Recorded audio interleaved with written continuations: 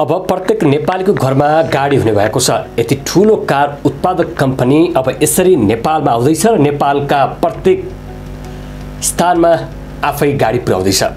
सरकारले मुलुकमा विद्युतीय सवारी साधन उत्पादन गर्ने विश्वका प्रमुख 10 कम्पनीलाई आकर्षित गर्ने भएको छ। अर्थमन्त्री विष्णु पौडेलले आगामी आर्थिक वर्षको बजेट सार्वजनिक गर्दै नेपालमा विद्युतीय सवारी उत्पादन गर्ने चाहनेलाई उद्योग स्थापनाका लागि निःशुल्क जग्गा उपलब्ध गराउने निर्णय भएको बताउनु भएको छ। सरकारले अनुकूल व्यावसायिक वातावरण तयार पारेर स्वदेशी तथा विदेशी लगानी परिचालन गर्ने भएको हो। मुलुकभित्र औद्योगिकरणलाई तीव्रता दिने बताउँदै अर्थमन्त्री पौडेलले स्वदेशी उत्पादनलाई प्रवर्धनका लागि मेड इन नेपाल र मेक इन नेपाल अभियान सञ्चालन गर्ने बताउनु भएको हो। घरेलु तथा साना उद्योगलाई सरकारले संरक्षण गर्ने भएको छ।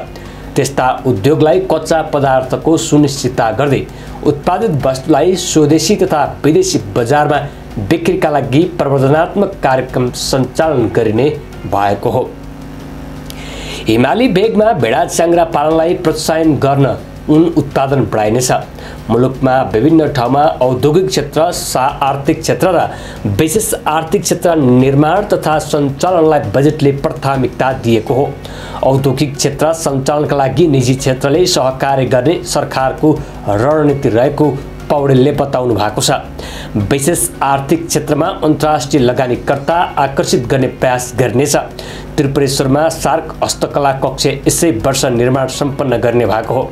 यस्तै चोभारमा अन्तर्राष्ट्रिय प्रदर्शनी स्थल निर्माणलाई तीव्रता दिइने भएको छ। तुलनात्मक लाभ भएका वस्तुहरू उत्पादनका लागि निजी क्षेत्रलाई आकर्षित गर्ने अर्थमन्त्री पौडेलले बताउनु भएको छ। सहज लगानीको वातावरण बनाउन एकल बिन्दु प्रणाली मार्फत सेवा प्रदान गर्ने भएको हो। सरकारले ई कमर्सलाई व्यवस्थित गर्न कानुन बनाउने भएको छ। यस्तै औद्योगिक क्षेत्रमा उद्योग सञ्चालन न्यूनतम भाडामा जग्गा उपलब्ध गराइनेछ।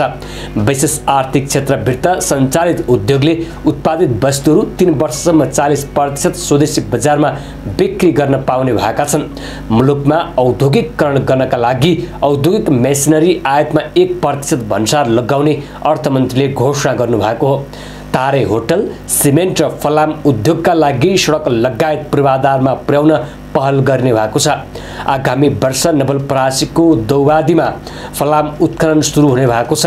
यस्तै अन्य पेट्रोलियम, युरेनियम लगायत बहुमूल्य खानीजन्य वस्तुहरूको उत्खनन तथा प्रशोधनमा सरकारले विशेष जोड दिने भएको हो। नेपाली मौलिक उत्पादनको प्याकेजिङ तथा ब्रान्डिङ गरी गुणस्तर परीक्षण गरेर निर्यात बढाउन निजी क्षेत्रलाई प्रोत्साहित गर्ने भएको हो। स्वदेशमै अन्तर्राष्ट्रिय स्तरको परीक्षण केन्द्र सञ्चालन गर्ने भएको छ। नेपालको हिमाली क्षेत्रको पानी प्रशोधन गरी ब्रान्डिङ गरेर निर्यात गर्नका लागि निजी क्षेत्रलाई प्रोत्साहित गर्ने गरी अर्थमन्त्री पौडेलले बताउनु भएको हो। नेपालको हिमालको पानी विदेश पुर्याउने उद्देश्य र लक्ष्य नेपाल सरकारले राखेको छ। सरकारले 2028 सालसम्म पेट्रोलियम पदार्थमा चल्ने सवारी साधनलाई विद्युतीय सवारी साधनले विस्थापन गर्ने नीति समेत अवलम्बन गरेको छ। नेपालमा अहिले अधिकांश सवारी साधनहरू पेट्रोलियम पदार्थले चल्ने गर्छन्। अर्थमन्त्री विष्णु पौडेलले शनिबार आर्थिक वर्ष 2078-69 का बजेट प्रस्तुत गर्दै 2078 सालसम्म पेट्रोलियम पदार्थबाट चल्ने सवारी साधनलाई विद्युतीय सवारी साधनले विस्थापन गर्ने नीति सरकारले लिएको बताउनु भएको हो। त्यसका लागि अध्ययन गर्न विज्ञ सहितको कार्यदल गठन गर्ने पनि पौडेलले जानकारी दिनुभएको छ। सरकारले पेट्रोलियम पदार्थबाट चल्ने सवारी साधनलाई विद्युतीय सवारीले विस्तार गर्न चाहेमा 5 वर्ष नवीकरण शुल्कमा छुट दिने मन्त्री पौडेलले बताउनु भएको हो। त्यस्तै सडक दस्तुरमा पनि छुट हुने बजेटमा उल्लेख छ। सरकारले काठमाडौँ उपत्यकामा 1 वर्षभित्रमा न्यूनतम 100 वटा विद्युतीय बस सञ्चालन गर्ने भएको हो। बजेट अध्यादेश मार्फत सार्वजनिक गर्दै त्यस्तो जानकारी दिनुभएको हो। पौडेलले सिंहदरबारबाट बजेट सार्वजनिक गरेका हुन्।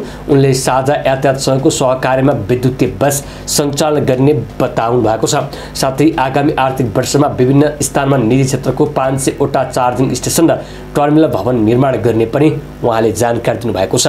नेपालले अहिले अधिकांश सवारी साधनहरू विदेशबाट खरिद गर्दा महँगो शुल्क तिर्नु परेको छ।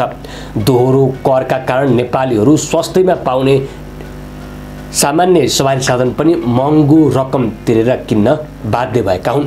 यदि सरकारले यसरी दिएको यो लक्ष्य अनुसार अन्तर्राष्ट्रिय कम्पनी नेपालमा आउने हो भने नेपालका प्रत्येक टोल र घर-घरमा व्यक्तिहरूले सवारी साधन किन्न सहज हुनेछ र सस्तो पनि पर्नेछ। सही सूचना, ज्ञान र मनोरञ्जनका लागि नवीन खबर हेर्दै गर्नुहोला। धन्यवाद।